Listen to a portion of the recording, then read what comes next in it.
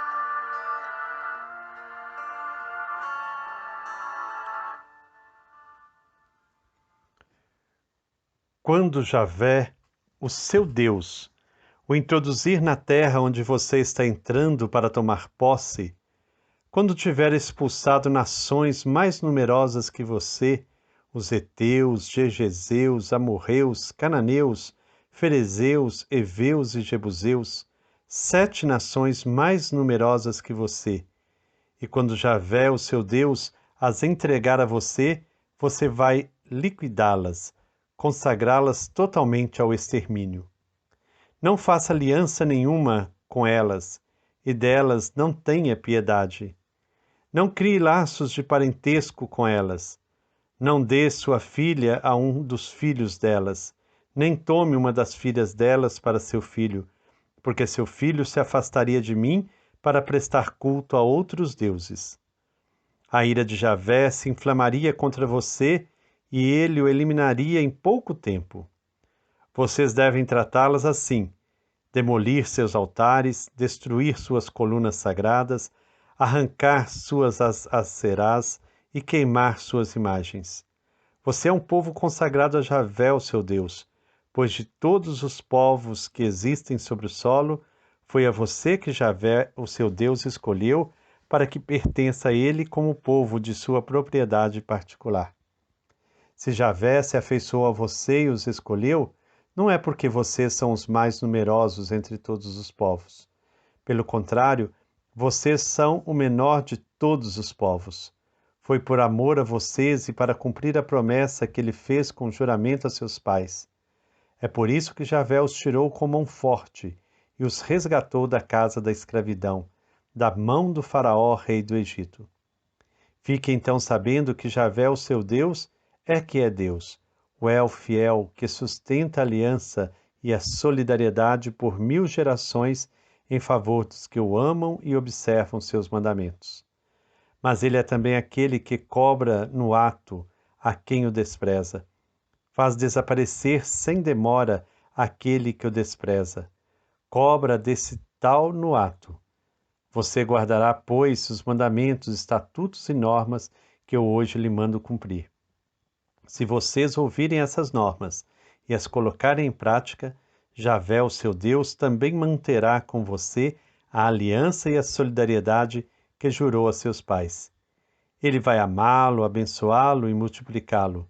Vai abençoar o fruto de suas entranhas e o fruto do seu solo. Vai abençoar o seu trigo, o seu vinho novo, o seu óleo, os filhotes de seu gado bovino, e os filhotes de seu rebanho de ovinos, no solo que dará a você como prometeu a seus pais. Você será o mais abençoado de todos os povos. Não haverá esterilidade em você, nem esterilidade em seus animais. Javé afastará de você qualquer doença, todas as enfermidades malignas do Egito que você conhece. Ele as mandará não para você, mas para aqueles que o desprezam. Você deverá consumir todos os povos que Javé, o seu Deus, lhe entregar. Não tenha dó deles, nem preste culto a seus deuses. Seria armadilha para você. Talvez você diga no coração: essas nações são mais numerosas do que eu. Como serei capaz de tomar posse delas? Não tenha medo delas. Lembre-se do que Javé, o seu Deus, fez ao Faraó e a todo o Egito. As grandes provas que seus olhos viram, os sinais e prodígios, a mão forte e o braço estendido com que Javé, o seu Deus, fez você sair de lá. Javé, o seu Deus, tratará do mesmo modo a todos os povos diante dos quais você tem medo. Javé, o seu Deus, além disso, vai mandar vespas contra eles, até que desapareçam os que restarem e os que se esconderem de você. Não trema diante deles, porque Javé, o seu Deus, que vive em seu meio, é o grande e terrível. Javé, o seu Deus, pouco a pouco irá expulsando da sua frente essas nações. Você não poderá destruí-las muito rápido, senão as feras do campo se multiplicariam contra você. É Javé, o seu Deus, quem vai entregar a você essas nações à sua frente. Vai lançá-las em confusão, em grande confusão, até serem completamente eliminadas. Javé lhe entregará os reis delas, e você fará desaparecer debaixo do céu o nome delas. Ninguém permanecerá em pé diante de você, até você as eliminar todas. Queime as imagens dos deuses delas. Não cobice a prata e o ouro que os recobrem, nem os tome para si, para você não cair em armadilha, porque são coisa abominável para Javé, o seu Deus. Portanto, não coloque uma abominação dentro de casa.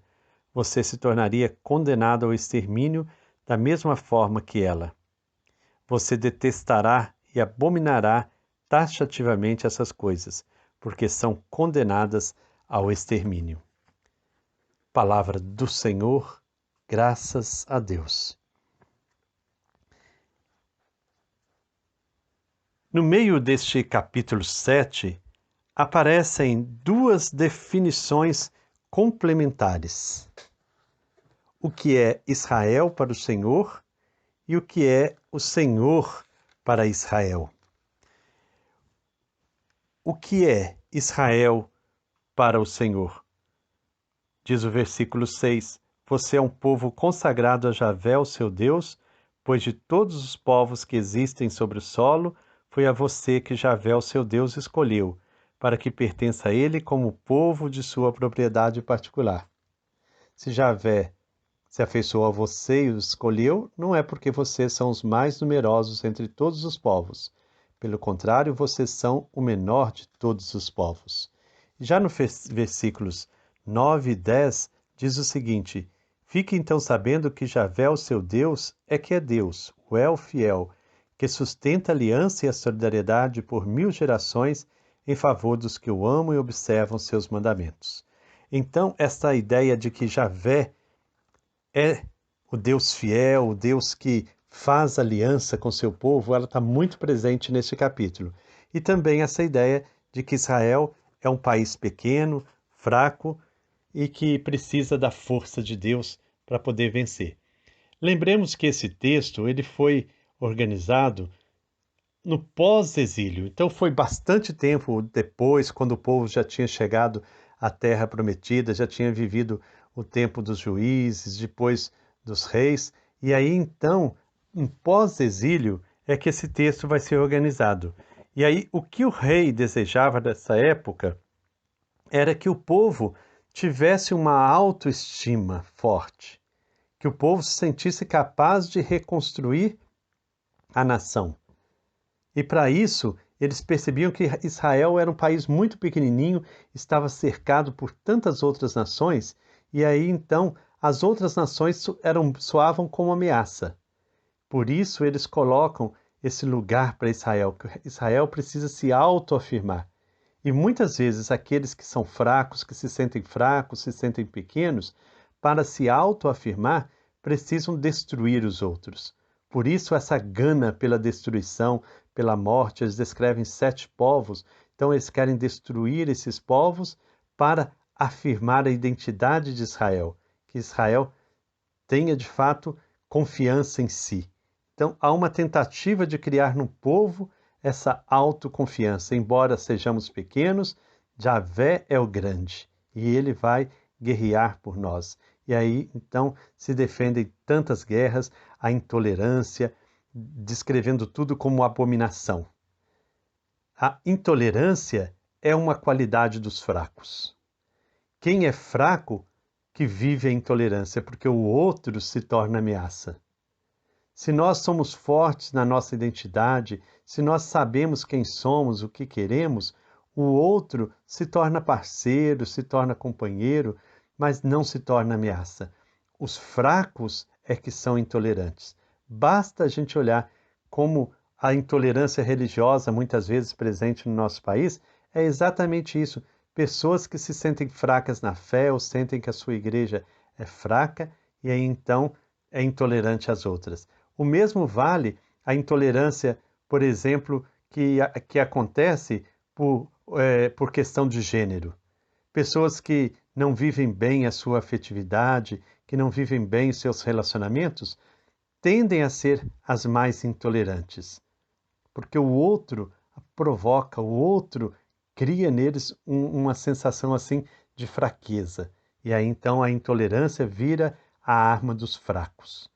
É isso que nós vemos hoje nesse capítulo, muita intolerância, o que vai chocar aquele que lê essas páginas desatento, sem saber o contexto no qual isso foi escrito. É uma tentativa de afirmar um país que se sentia fraco, um país que se sentia pequeno, que se sentia inferior. E aí então eles querem se autoafirmar. E por isso partem para a intolerância, para a violência, para a guerra, para a morte, consagrando-os ao extermínio, consagrando o inimigo ao extermínio. Então, que nós nunca entremos nesta da intolerância, da violência, para nos autoafirmar. É preciso buscar um equilíbrio na nossa autoestima, a gente se sentir amado por Deus, a gente se sentir de fato importante, sem ter que partir para a violência, para a guerra, para a intolerância, como o texto relata esta jornada do povo de Israel, uma intolerância terrível, que Jesus vai rejeitar isso de toda maneira, quando Jesus mostra que o povo de Deus somos todos, a graça é para todos. Por isso o evangelho deve ser levado a todo canto do mundo, a toda parte, porque não é exclusiva de um povo, mas é exclusiva para todos os filhos e filhas de Deus espalhados pelo mundo inteiro. Então que a gente possa ter tranquilidade na nossa vida, viver bem a nossa fé, viver bem nossos relacionamentos, viver bem na presença de Deus e não sermos intolerantes.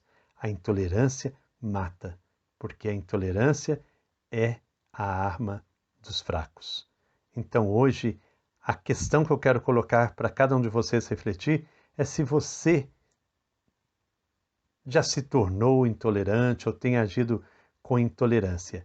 E hoje, que é 7 de setembro, eu queria que vocês refletissem isso. Qual é o quadro da intolerância no Brasil hoje? Qual o quadro da intolerância no Brasil hoje? Onde vocês veem intolerância no nosso país hoje? E aí, é claro, a gente precisa pensar alternativas, saídas que comecem a partir de nós, que nós não sejamos intolerantes, mas, acima de tudo, misericordiosos, fraternos, irmãos, companheiros de fato, que nós sejamos sinais de um Deus que é amor, que nos chama a amar, inclusive e acima de tudo, os inimigos. Grande abraço, que Deus nos abençoe, nos guarde, que Ele nos proteja. Em nome do Pai, do Filho e do Espírito Santo. Amém. Paz e bem.